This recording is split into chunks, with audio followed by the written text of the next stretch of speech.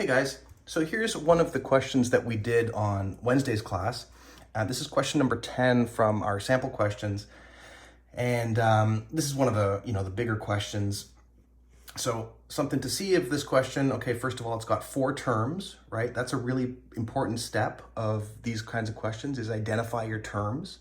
So remember, terms are things that are separated by pluses and minuses, right? So here we've got 4 terms. But what's crazy about these terms is that there are fractions in them, right? Or at least some of them have fractions in them. And, I think if this question didn't have any fractions, if this just had like regular numbers, it would be a lot easier to work on. So why don't we try and go through a process to try and get rid of all of these fractions? Okay, so the easiest way to get rid of all of these fractions, I know what you're thinking, right? I know what people are, I know you guys. I know you're already thinking, oh, can't you just convert this to a decimal? Well, the answer is kind of. For a question like, or for a fraction like 1/2, yeah, you can convert 1/2 to a decimal very easily, 1 divided by 2, because it gives you a nice clean number, right? 0.5. But look at this next one, 2/3. Divide 2 divided by 3, you get this repeating decimal thing. And actually, this calculator is rounding the last number. Really, it's 0.6666, oops, off the glare, 0.6666 on forever. So I don't want to write that on my page here, and it's going to be hard to put 0.6666 an infinite number of times, because that's really what I need to do to correctly capture this number. So converting to a decimal doesn't work all the time. Okay, so let's try and find a fail-safe way to do this.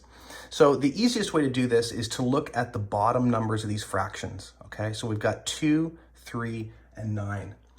And so what we want to do is we want to count by multiples of 2 and 3 and 9. So multiples is like 2 times 1, 2 times 2, 2 times 3, 2 times 4, 2 times 5, blah, blah, blah, blah, blah, on and on forever, right? So I've done that here on a separate page. So here I've counted multiples of all of those bottom numbers. We're not worried about this 2 just yet. So I'm just looking at those bottom numbers of the fractions, counted by 2s, right? 2, 4, 6, 8, 10, 12, 14, 16, 18. I counted by 3s, 3, 6, 9, whatever, counted by 9s, right? 9, 18, 27, blah, blah, blah, blah, blah, blah. And honestly, you could count these forever, right? I just counted a bunch of them. Now, I'm going to go through this and try and find the smallest number, right? The lowest number that's common to all of those multiples. And so we call this lowest common multiple. Sometimes, because it's the bottom numbers of fractions, we can call this lowest common denominator. So lowest common multiple, lowest common denominator, same sort of thing, right? We want to find a common number that's the smallest for all of these bottom numbers. And there's probably a bunch, right? If we kept counting, there'd be many, many multiples that are common. But in this case, our lowest one that is common is 18. Okay, so 18 is kind of like our key number here. So what I'm going to do is just move this thing over.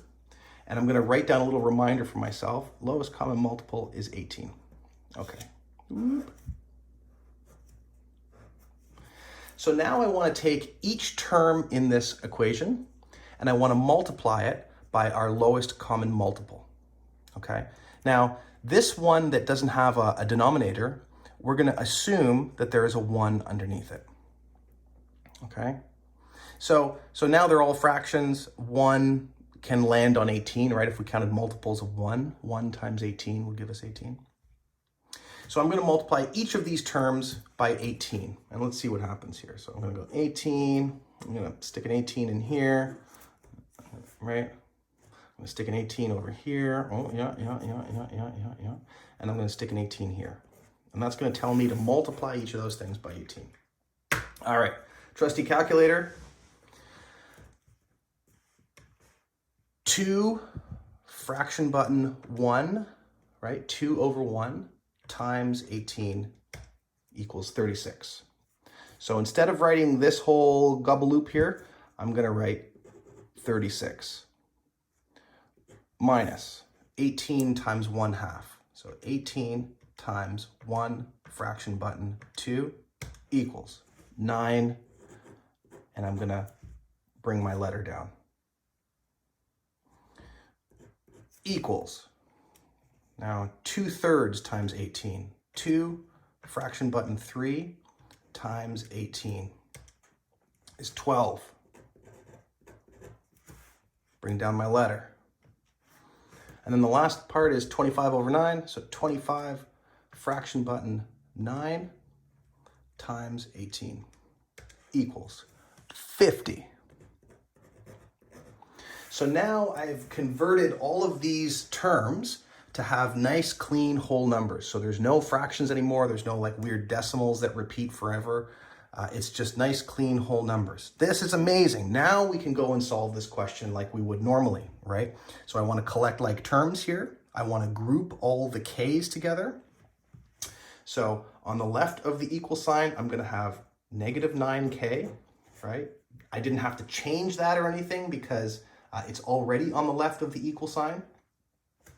And this 12k, when it comes over here, remember it flips in sign. We're going to assume it's positive. When it comes over the equal sign, it's going to become negative.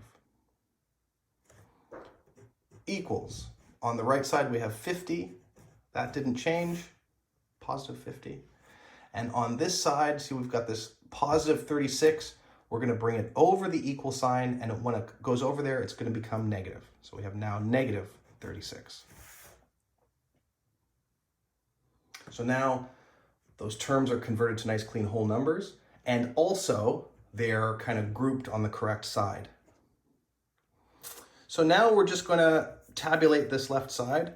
So negative 9, I input by putting in 9, and then this positive negative button here.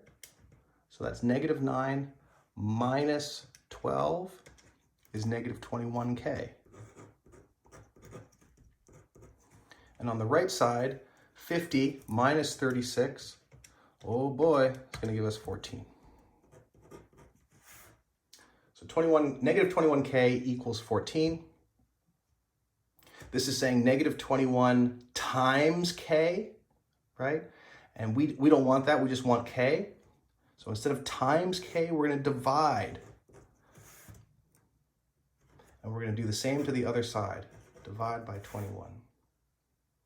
So on this left side, times negative 21 and then divide by negative 21 kind of does opposing effects, and they're going to cancel out.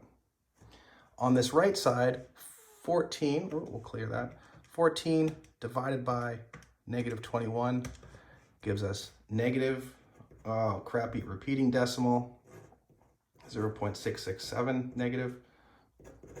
Or if we wanted to convert that to a fraction, we could press the second function and then the FD button, and that's going to convert it to a fraction. So negative 0.67 or negative 2/3 is what k is.